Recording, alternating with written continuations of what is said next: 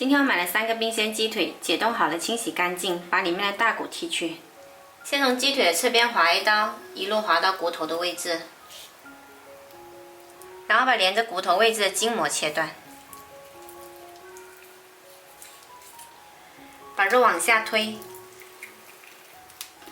到这个位置呢，把它切断，这样骨头就出来啦。肉切成块，骨头不要了。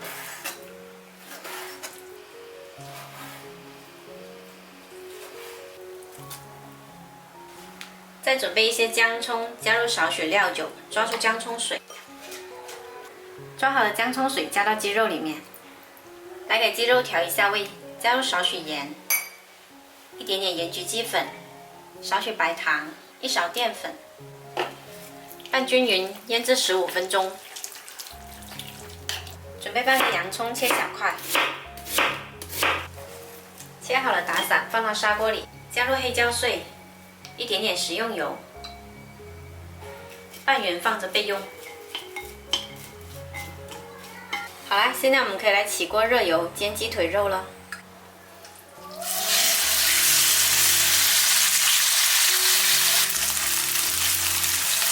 一面煎金黄了，翻个面，把两面都煎到金黄。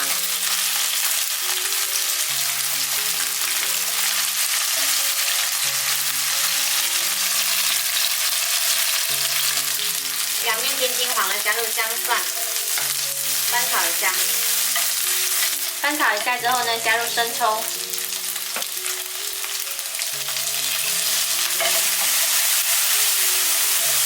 翻匀就可以出锅啦。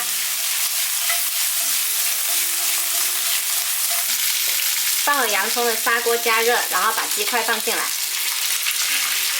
再撒上葱花，这道香喷喷的煎焗鸡腿肉就做好啦。喜欢的朋友可以试一下。